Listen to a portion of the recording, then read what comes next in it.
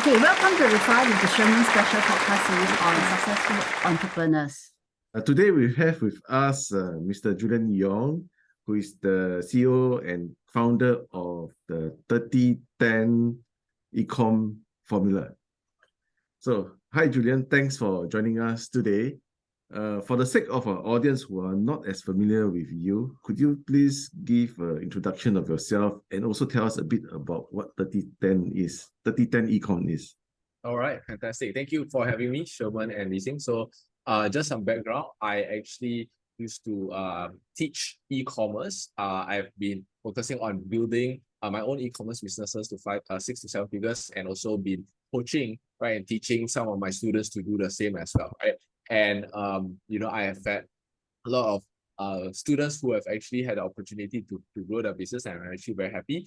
So the background of the 30-10 Ecom formula is basically my formula to help you make your first $10,000 in just 30 days of running your e-commerce business. So, that's the formula that I've been teaching my students as well.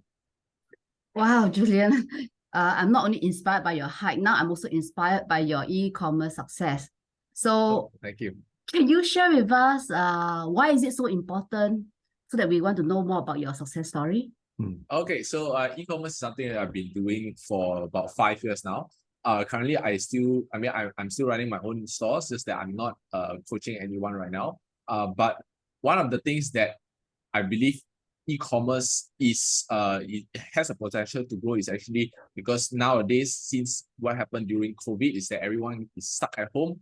No one can go out to buy stuff. So that was when e-commerce really boomed, right? And I believe that, even though things have progressed much better, as in like we are now able to go out, and do our shopping physically, but I still think that people have been used to buying things online. I mean, I believe, both of you would have bought stuff online as well, right? Maybe it can be Amazon or Shopee or whatever it is. So the fact is that e-commerce will still continue to grow, and I think that people need to understand that e-commerce as a business has a huge potential, and I think that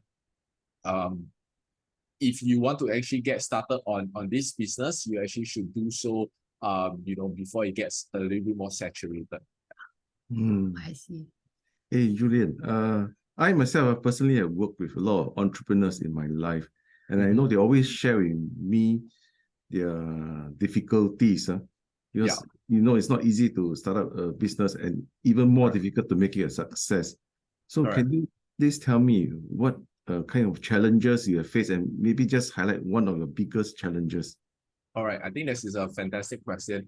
When it comes to e-commerce, one of the biggest challenge would be to have the consistency and the consistency to keep going even when it's tough, right? I think this is the same regardless of whichever business you're in. A lot of people, when they first start the business, if they don't see some results within the first few months, a lot of times people give up, right? Same with e-commerce. I think e-commerce, one of the things why I love e-commerce is because you actually learn a lot of things, especially if you're starting out from new, right? From scratch, you learn a lot of things when it comes to digital marketing, right? When it comes to sourcing for products, creating your own product description, creating a store, creating your ads, right? Filming the videos and all those kind of things, and customer service, fulfilling the orders. These can be quite a huge learning curve for people who are starting out. So the problem is that when people are starting out, from scratch, they have to learn all these kind of things, right? And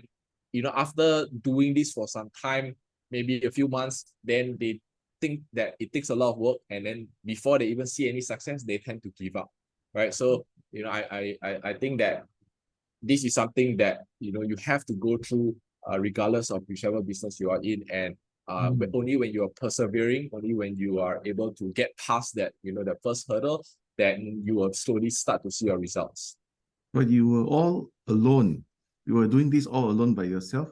Correct. Yes. For me, I've been doing this. I started out by myself because I have the I would say I have a little bit of an advantage because I have a computer science background. So for me, technical stuff is not a challenge, right? As compared to people who are having it as a challenge. So for me, the part that I had to learn a lot was the marketing portion, right? So this marketing is as well, was something new for me, but I became really interested in it, and I just pressed on, and that's how I was able to get the results that I wanted. Yeah.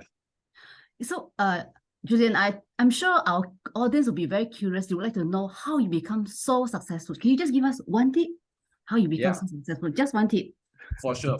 So as what I was saying, when it gets tough, right, people tend to give up very easily. Okay. So what I have done personally myself is, and this is something that I teach my students, is to celebrate small wins, right? Or celebrate all wins, right? Whether is it big or small, it's still a win. Okay. So think about it as your journey is, let's just say you want to start a store to make it your first $10,000 in 30 days, right? You want to achieve that. But then before you go towards the end goal, there's a few things that you need to do along the way, right? So for example, find a product, right? So when you manage to find, let's just say 10 products, right? That is a win. Even though it's a small win, it's still a win. Then you progress on to the next portion, right? Which is to create a store. So even though your store is not perfect, but as long as you have your, your product page up, your home page up, your about us page, that's still a win. So you celebrate that win as well, right? Then, you create your Facebook ads.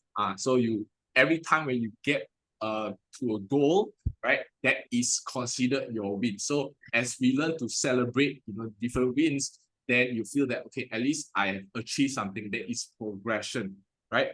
As Asians, a lot of us, we don't really like to, we just think like, oh, small thing only, right? Or these things doesn't really, it's just a small thing, right? To you, it may seem so, but it's because when we have pressed down all these, like small things, always keep on seeing a small thing, then in the end, we don't feel like we have achieved progress or achieved much. Yeah. Great advice. Yeah. Julian, do you have any successful product that you like to boast about?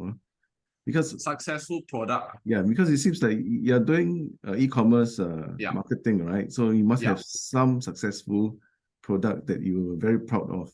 Yeah. I think we have many products that we have sold. One of which that I am most proud of is actually a dog.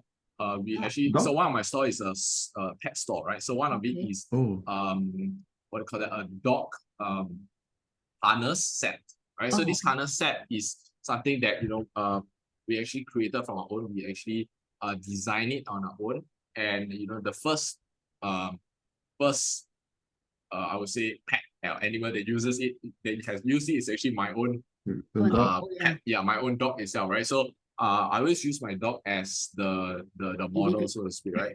The guinea pig. Yeah. So whichever things that I think that my pet will like, right? That's why we put it on the store, right? My dog will like, we put it on the store. So that is actually one of the most one of our best products. Julian, this interview, imagine this interview is broadcast live to the entire world. What is the one key message you would like to share with our audience? All right, fantastic. So a lot of people always ask me, what is the one thing I want to share? To me, it's very simple. Whatever business you want to start on, whether is it e-commerce, whether is it forex, whether is it stocks trading, whatever it is, it can be an investment. The most important thing for you to do is to keep going even when things are tough.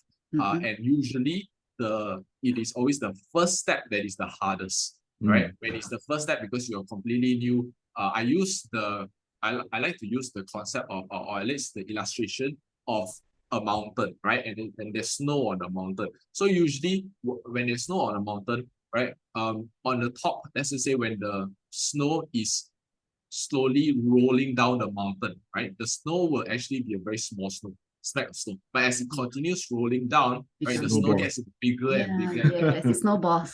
Snowballs, correct. Yes, and until it becomes an avalanche, right? So it's always the first thing that is, the trigger point that you need to actually do that makes it start rolling down. What's that trigger point, right? Your trigger point usually should be your why. Like, why are you actually doing this? What is that push factor, right? That pushed you to do it. It can be, let's just say you want to start your business, right? What is the reason why you suddenly want to start your business? No, you don't suddenly like wake up one morning and say, I want to start a business, right? There must be some factor that's push you out.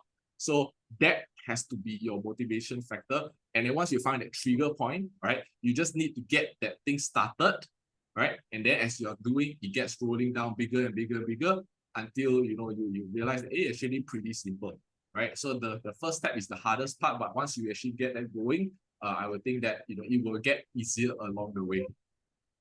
Yeah, Julian, thank you so much for sharing. Because you're so good, I just need to ask one final question before we wrap up. For sure. What kind of legacy would you like to leave behind? For me, it's always been my legacy to impact 10,000 lives. So wonderful. to inspire them, to educate them, and also to empower them to live a life that is financially free and so full of joy, right? So that is what I want to actually be doing. Wow, that's a correct. wonderful goal. Yeah. So, all right, hey, Julian, on behalf of our audience, we'd like to express our deepest appreciation to you for appearing on our broadcast. I'm sure our audience have learned tremendously from you just from this short 15-minute interview. And till next time, we will say goodbye to all of you. Yeah, Thank you. Thank you so much. Bye-bye. Bye. All right, awesome. Bye-bye.